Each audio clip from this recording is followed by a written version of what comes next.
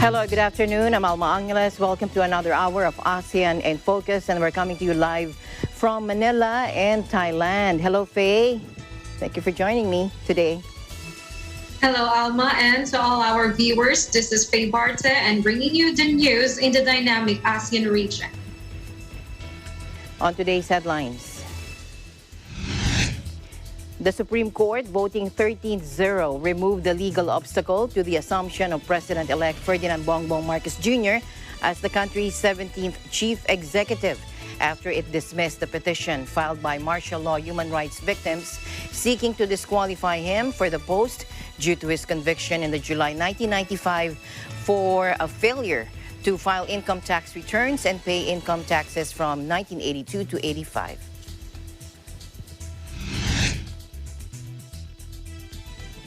A Philippine news site co-founded by Nobel Peace Prize winner Maria Ressa has been ordered to shut down.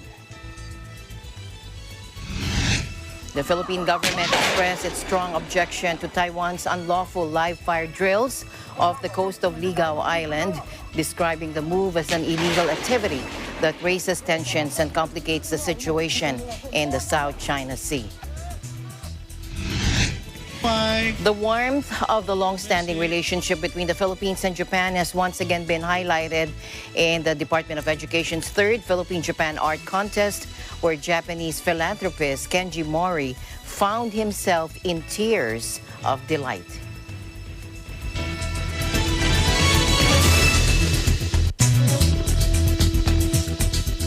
First in our news, the Supreme Court voting 13-0 removed the legal obstacle to the assumption of President-elect Bongbong Marcos Jr. as the country's 17th chief executive after it dismissed the petition filed by martial law human rights victims seeking to disqualify him for the post due to his conviction in the July 1995 for failure to file income tax returns and pay income taxes from 82 to 85. Now, Supreme Court Public Information Office, or PO, and spokesman Brian Keith Hosaka in a statement said the decision was reached at Tuesday's regular en-banc session of the magistrates. It also came 2 days before Marcos Jr.'s inauguration on Thursday, June 30, at the National Museum grounds. The decision was also issued on the same day the court confirmed that the Chief Justice Alexander Gesmundo had agreed to administer the oath of office of the newly elected president. Earlier, Marcos, through his lawyer Estelito Mendoza, sought the dismissal of the petition on the grounds of lack of jurisdiction to hear the case. Marcos argued it is only the Presidential Electoral Tribunal, or PET, which may inquire into his eligibility. Marcos also explained that since the proclamation of the winning presidential and vice candidates is over, only the Supreme Court, sitting as the PET, is the sole judge of all contests relating to the qualifications of a president. He also said the petition must also be dismissed for lack of merit since he didn't commit any material misrepresentation in his COC, contrary to the claims of the petitioners that would warrant his disqualification from seeking the presidency. Marcos also insisted that he is not disqualified to run for the presidency and that he has no intention to mislead, misinform, and deceive the electorate. The petition filed by Christian Buenafe, Fides Lim, Maria Edelisa Hernandez, Celia Lagman Sevilla, and Roland Vibal and Josephine Lascano sought to set aside the January 17, 2022 and May 10, 2022 resolutions of the COMELEC, which dismissed for lack of merit the petition they filed against Marcos Jr. for the denial or cancellation of his certificate of candidacy for the position of president and denying their motion for partial reconsideration, respectively.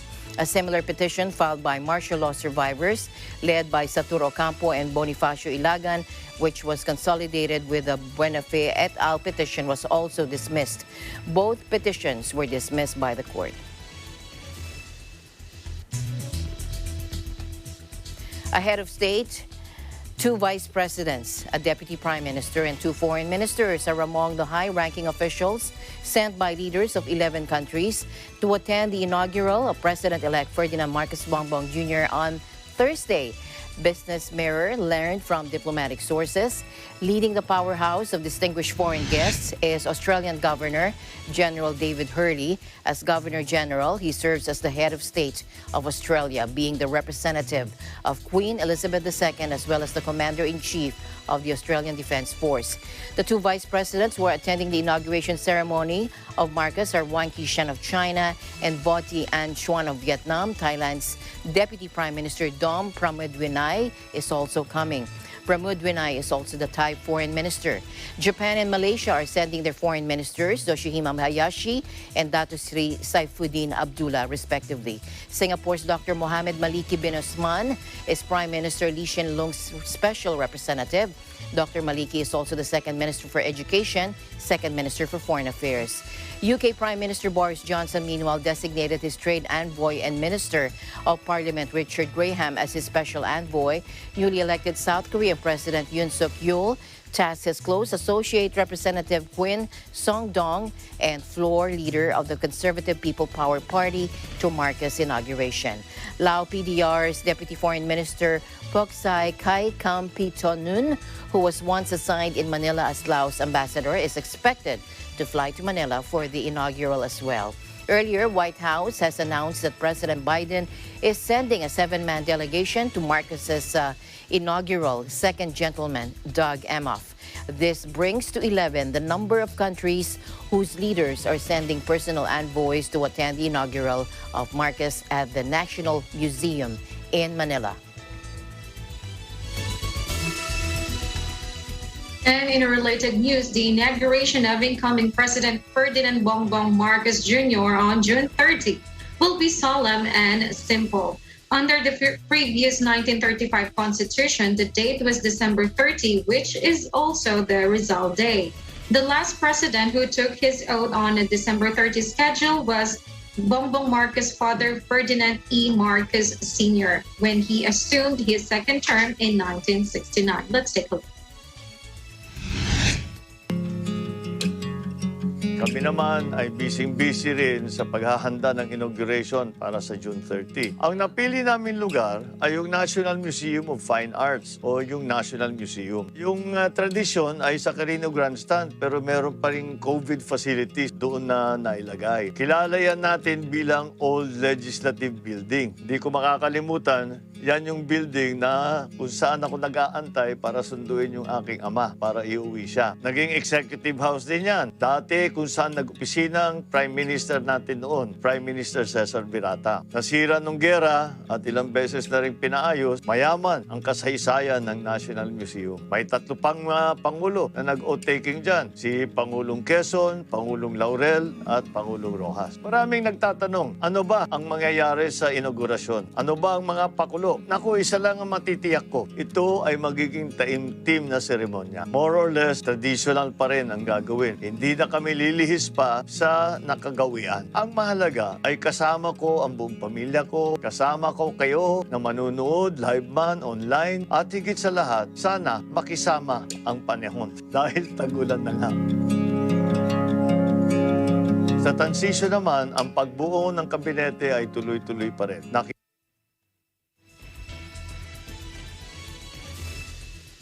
Since 1992, the ceremony traditionally begins with the president-elect fetching the incumbent in Malacanang on the morning of June 30.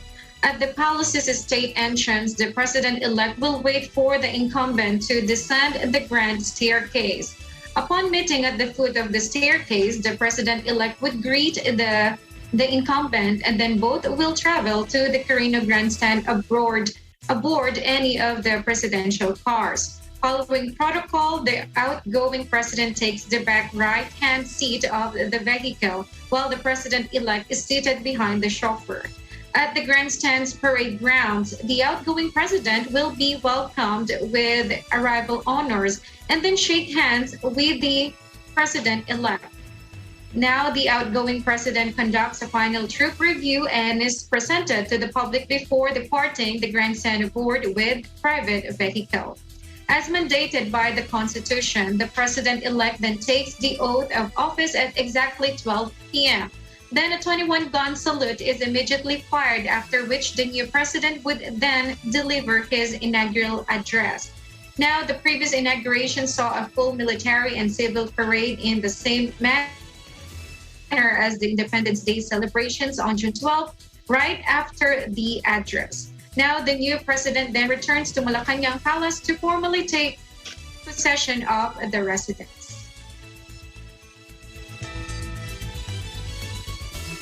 And a Philippine news co-founded by Nobel Peace Prize winner Maria Ressa has been ordered to shut down.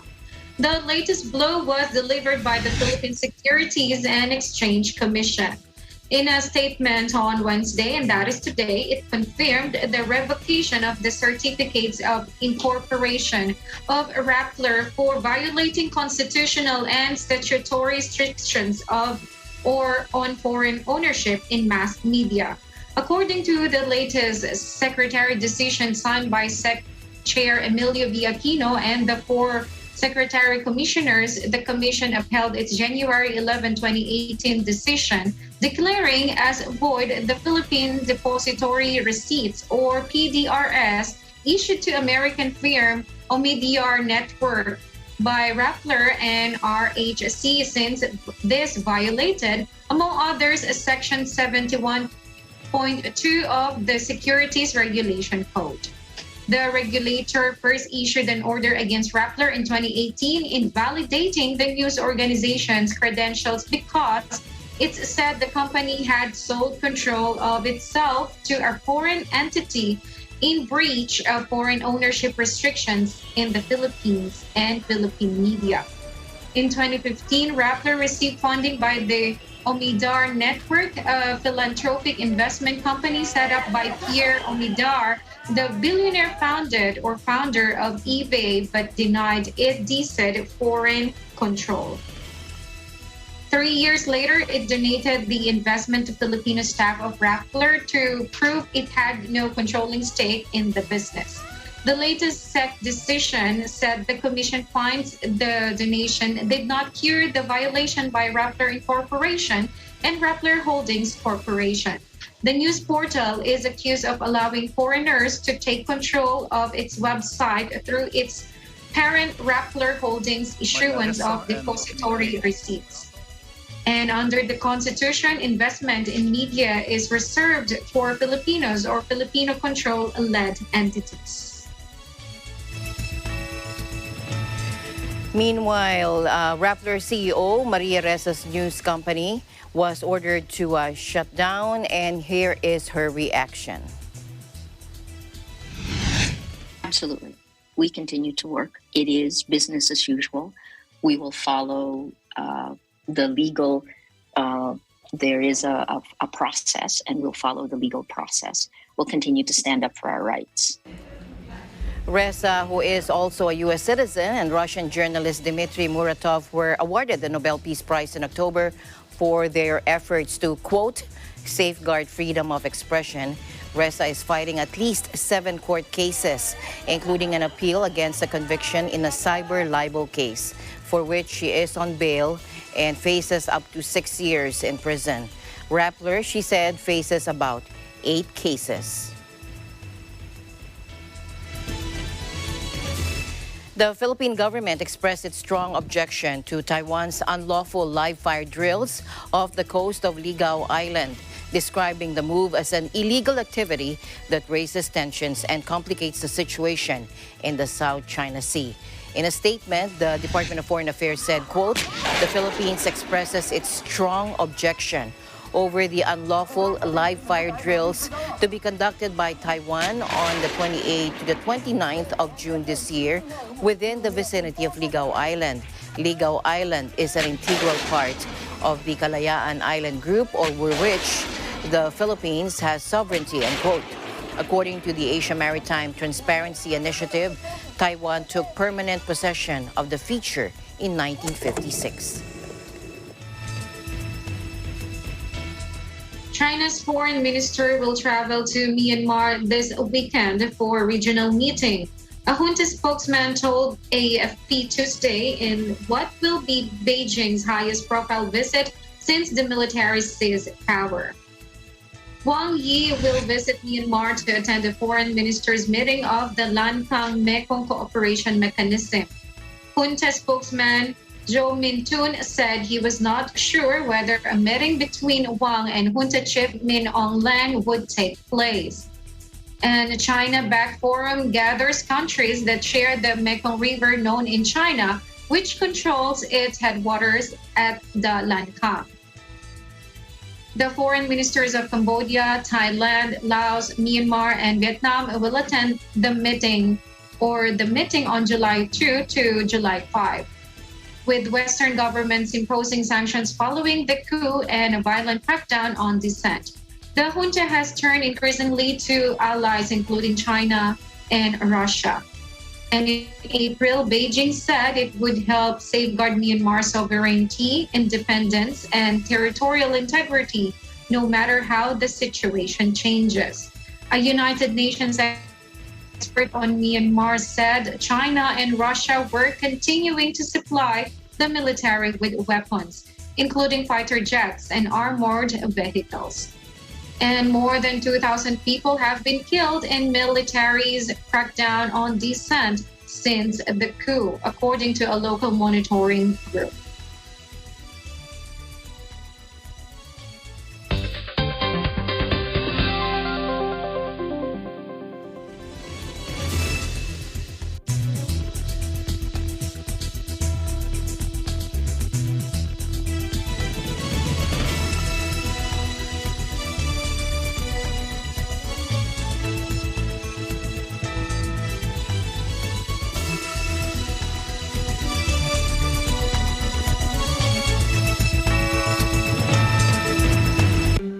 Alam namin ang iyong pagsisikap. Dama namin ang iyong mga sakripisyo. Kita namin.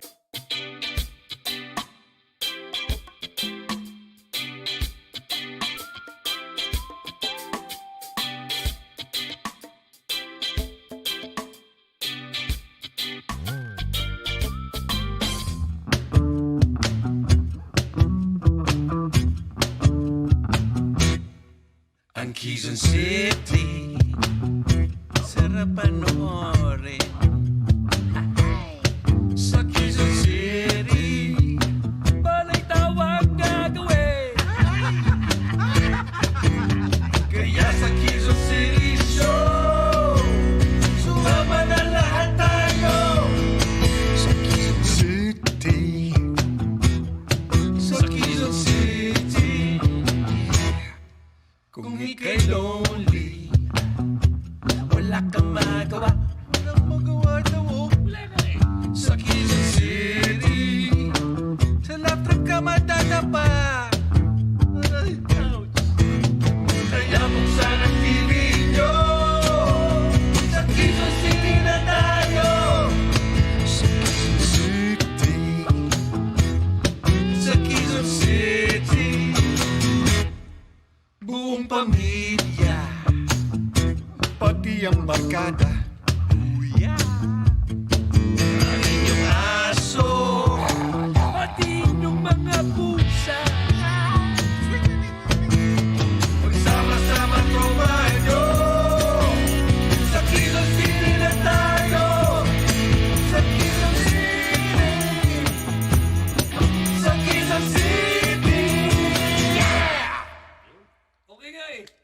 Habang nanonood kayo ng palabas sa Net25, tulad ng bida kayo kay Aga, di ba masarap kasabay niyan ang pumapak ng chips? Proud ako na ako po ang original maker ng lechon kawali chips. Itong mga ganitong klaseng produkto ay unti-unti at naniniwala ako makikilala sa buong mundo. Isa siyang professional microblader na hindi lamang tumutulong sa aesthetic needs ng mga pasyente ng cancer at alopecia, pero isa ding mabuting negosyante. Naisipan ko at magbigay ng scholarship. Yung siner ko sa kanila, ginagawa nila. Proud ako. Pumunta naman tayo sa race car driver at drifter na babae. Ibibida ko sa inyo ang aking pinakapaboritong motorsport, drifting. Noong panahon ng ECQ, nag-shutdown man for regular customers.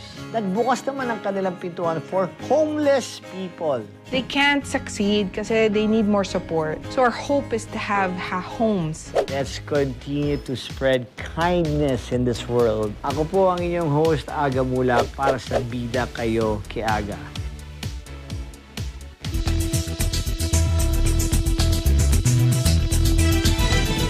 Welcome back. The news continues here on ASEAN in Focus, and we're still coming to you live from Manila and Thailand with Faye Barte. Now to Germany. In Europe, President Joko Widodo, the Indonesian president, arrived at the, he's now at the international airport in Poland. He arrived at around 11:50 a.m. local time after taking a flight from Munich International Airport. Furthermore, the president and his entourage will continue their journey by land from Rostov, which is some 80 kilometers from the Ukrainian border, by train to the Ukrainian capital, Kiev. Foreign Minister Retno Marsudi said President Widodo would visit Kiev and Moscow after representing Indonesia as a guest country at the G7 summit in Germany on June 26 and 27, becoming the first Asian leader to travel to both countries since fighting began. Marsudi did not provide dates for Widodo's meetings, but his security minister, Mahfoud MD, was quoted by state media on Monday as saying that the Indonesian leader would meet President Putin on June 30 today. A report by Russian state news agency TASS earlier this month, citing a government source, also announced the same date. The foreign minister said Jokowi would seek to tackle the global food crisis exacerbated by the war in Ukraine, which choked global markets and caused domestic shortages of cooking oil and surging prices for Indonesians. Indonesia, like most major emerging economies, has tried to maintain a neutral position on the war and has called for a peaceful resolution to the months-long conflict. Widodo refused to send weapons to Ukraine in response to a request from Ukrainian President Zelensky, instead offering humanitarian aid. Indonesia has invited Ukraine as a guest member for the G20 summit. Ukrainian President Zelensky said he would attend at least in a virtual capacity depending on the status of the war. And Washington announced steps on Tuesday to implement the new sanctions on Russia as agreed by G7 leaders, targeting Moscow's defense industry, raising tariffs and banning gold imports from the country.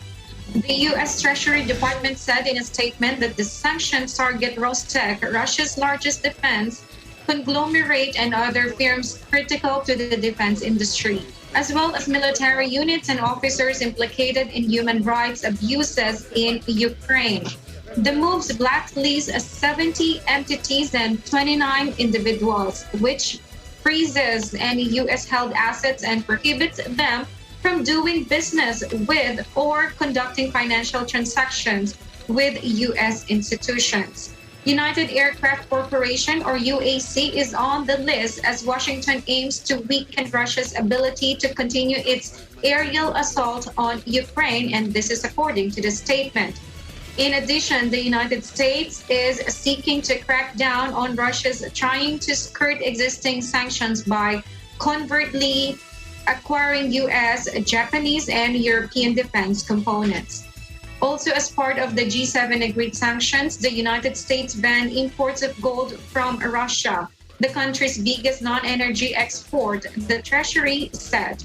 But the move excludes gold already held outside of Russia. In another development in the G7, Italy's Mario Draghi said Tuesday that G20 chair Joko Widodo, Indonesia's president, had ruled out President Vladimir Putin's attendance at the body's November summit in Bali, according to meanwhile, a statement from the Kremlin quickly rejected this. Indonesia holds the rotating presidency of the G20 this year, and Western countries have pressured Widodo to exclude Russia's president from the summit after announcing in April he had been invited. President Widodo rules it out, Draghi told reporters at the end of the two-day G7 summit in Germany, to which Widodo was invited as a guest. He was categorical. He, President Putin, will not come. What may happen is a remote participation, and we'll see, Draghi added. The Kremlin reacted swiftly to this, with advisor Yuri Ushakov saying Draghi does not decide this. He said, we have received the invitation and we have responded positively, Ushakov said, according to Russia's Interfax news agency. He said, Draghi has surely forgotten that he is no longer the host of the G20 as he was last year. On Monday, Mr. Ushakov said that Russia was interested in participating in the November 15 to 16 Bali summit, for which President Putin had been invited to attend in person. Indonesia, like most major emerging economies, has tried to maintain a neutral position and has called for a peaceful resolution to Russia's months-long offensive in Ukraine. President Widodo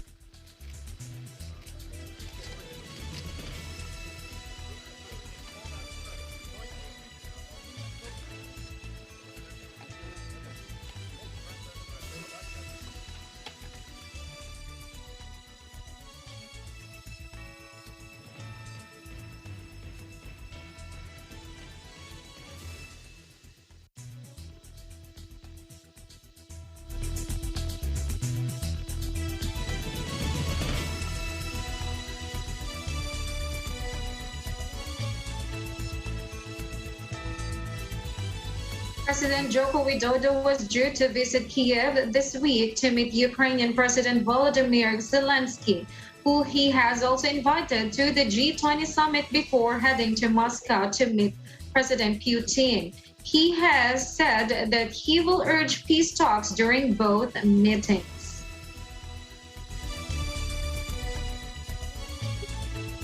And it's terrible beyond words how many people were there in rush hour.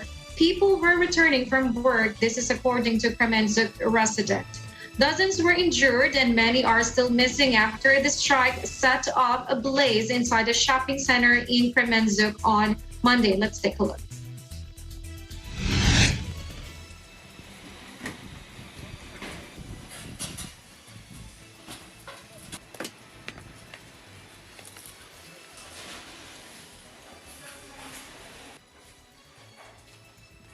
Ну, все просто как спичка, сразу же, все просто. Я слышала просто ужасные крики людей, которые просто кричали от боли. И, ну, меня просто, я не знаю, как это описать, это меня трясло, и, ну, это ужас. Это ужас, это не передать словами, сколько было людей. Это час пик, когда люди возвращались с работы, там много очень магазинов. В Амсторе всегда очень много было людей. Это было просто целенаправленно, я думаю, целенаправленно.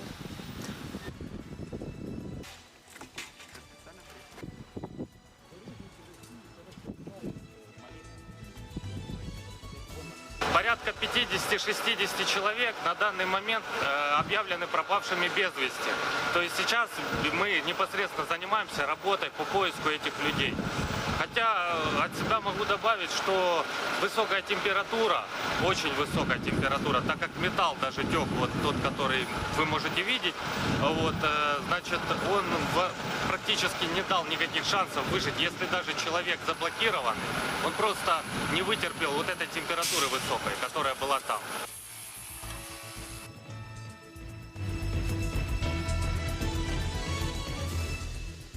And Vietnam's economy expanded in the second quarter at its fastest phase in 11 years, thanks to a big rebound in exports and the lifting of punishing COVID-19 restrictions. This is according to the authorities that was said today. Growth in the communist nation and manufacturing powerhouse had sputtered at around 3% for 2 consecutive years as the pandemic shut down most of the world and authorities imposed strict lockdowns. But today, the General Statistics Office said gross domestic product grew 7.72% on year in April to June. This is the best performance since 2011. Turnover from exports rose 21% to 96.80 US dollars or US billion dollars in the period. This is according to the GSO that has been added. Economic growth for the first half of the year was 6.42%. The GSO said, and inching back towards the 7% enjoyed before the pandemic in 2019. Earlier this month, the World Bank said Vietnam's economic recovery remains strong despite uncertainties caused by the war in Ukraine, lockdowns in China, and even inflation. And the ASEAN Secretariat and the East ASEAN Business Council organized the second phase of a webinar series on unlocking our CEP for business. The webinar focused on opportunities for food beverage industry, where speakers explained and unlocked our CEP's chapters and provisions related to the food and beverage industry. Here are some experts. Let's take a look. So about US, here we are talking about safe, healthier and nutritious food for the individuals and their families.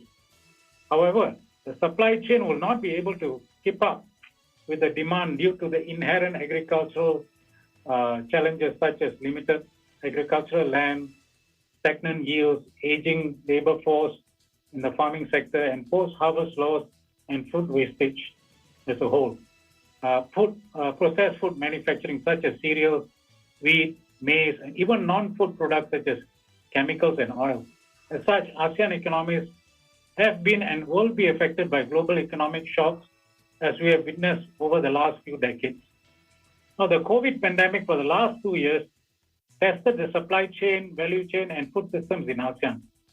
While ASEAN placed restrictions on the movement of goods and services during this period, it was heartening to see agricultural inputs, farm workers, and services being able to move across the region with lesser restrictions. Being in an FTA with 15 parties, there is really a wider area, a wider group of countries from which inputs can be sourced.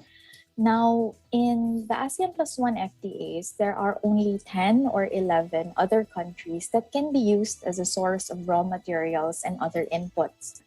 However, in RCEP, this is greatly expanded given the wider membership. As I said earlier, not all signatory states are part of the agreement, and I look forward to the time that everyone is a party so that this wider accumulation area can be fully realized. And one of the challenges our members face with or without ASEAN has always been the non-tariff barrier. I can see that every country is putting a lot of effort over many years, especially all the negotiation and everything to get things done. And again, of course, every country hope and try to protect themselves. Not wrong, but when all these things at the end it's being finally finalized, but you still have all the non-tariff barriers, then I think this will defeat the whole purpose. It's just like saying one thing and doing something else. But having said that, I always believe that we should look at it from a very positive angle. Don't say why it's not working. We should ask ourselves, what can we do and what should we do to make it work? And more importantly, how can we help the small and medium-sized enterprise, which is the backbone of most countries, to move to the next level of competency so that they can do it? And we are very fortunate in Malaysia because our Ministry of International Trade and Industry, through MIDA, the Malaysian Industrial Development Authority, has been promoting and encouraging foreign direct investment as well as domestic direct investment, so that companies can move to the next level, invest, use the latest technology, be more competitive, upgrade the quality, and move to the next level.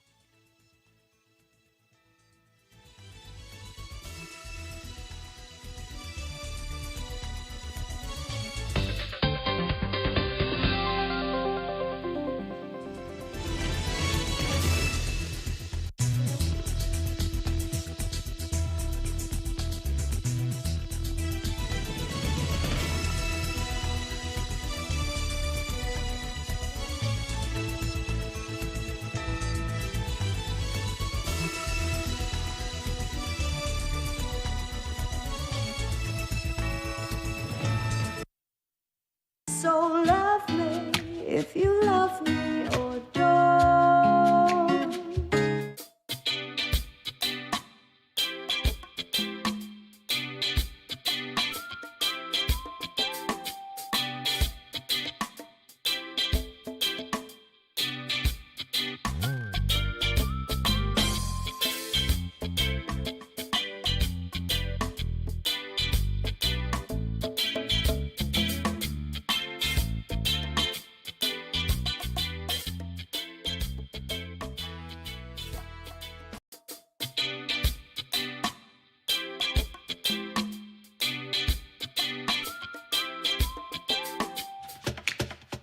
Nasa ka ba? Magpakita ka nga! Hindi ako magpapakita sa'yo! Hindi, wag! Ako, si Kontraman! Tama kayo! Maghaharap nga si Captain Kutob at Kontraman!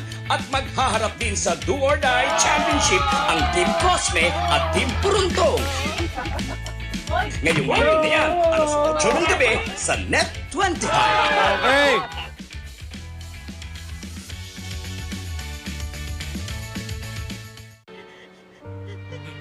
Kumanda ka!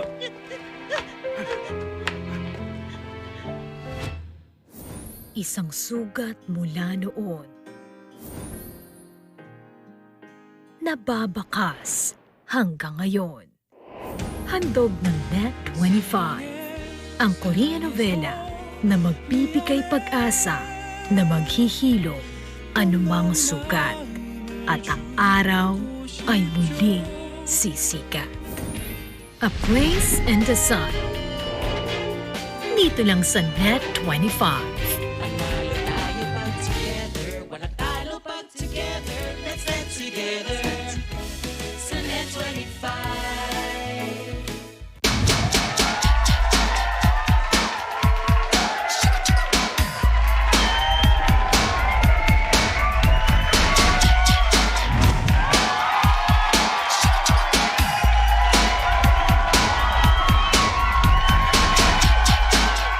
Pilipinas at saan mang panig ng mundo, ihanda na ang shopping list nyo dahil narito na ang online shopping show kung saan ang hanap nyo, meron dito.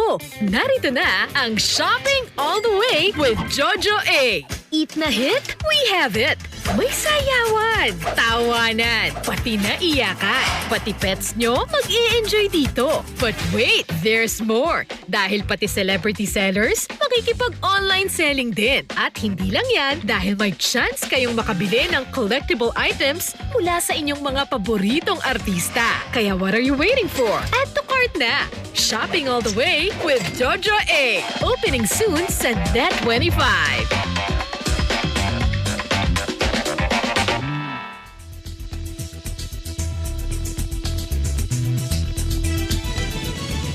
Welcome back. The news continues here on ASEAN in Focus. We're still coming to you live from Vietnam and Manila. And now the Philippine Embassy in The Hague assumed the chairmanship of the ASEAN Committee in The Hague, the ACTH, during a turnover ceremony following the luncheon meeting on the 23rd of this month. Ambassador J. Eduardo Malaya received the ACTH gavel from Ambassador Chatri Archjananun of Thailand, outgoing ACTH chairperson, to mark the start of the Philippine chairmanship. Ambassador Malaya expressed enthusiasm to lead the ACTH in the next 6 months and presented an indicative schedule of activities under the Philippines chairmanship. Proposed activities include joint calls on host government officials and engagement with Dutch social and business groups to further promote ASEAN. Apart from the Philippines and Thailand, the ACTH is composed of other missions of ASEAN countries in The Hague, namely Indonesia, Malaysia, and Vietnam. The warmth of the long-standing relationship between the Philippines and Japan has once again been highlighted in the Department of Education's or DepEd, a third PH Japan Friendship Art Contest, where Japanese philanthropist Kenji Mori found himself in tears of delight.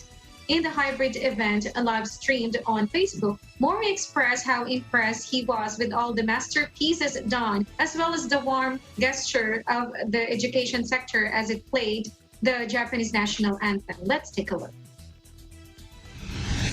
My message, I was so impressed because you kindly sing our national anthem. We never expected. We educated, never forget what would happen during World War II. So we were so impressed. Maraming salamat, mabuhay. Then, this is my main speech. I declare the third National Art Contest opening.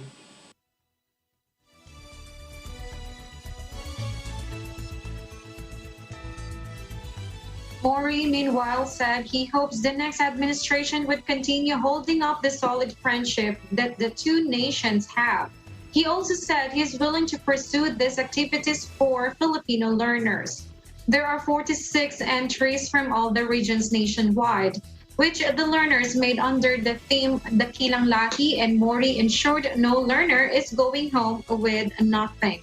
And DepEd Undersecretary Diosdado San Antonio said Mori is undeniably an exemplar of someone transforming youngsters or Filipino learners to passionate lovers of the country through these activities.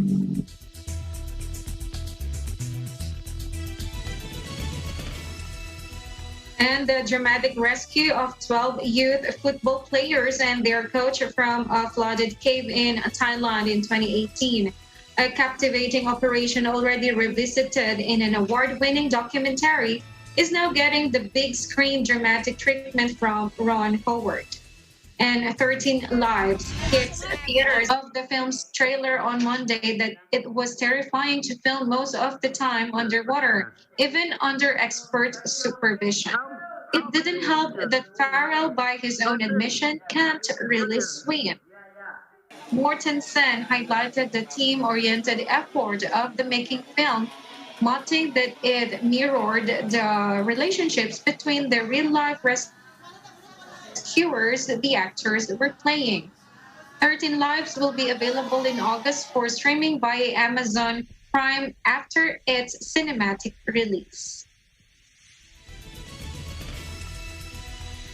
And that is the latest news in the ASEAN region. Thank you for joining us today. And thank you very much, Faye Barte from our Thailand Bureau, for keeping me company and joining me today.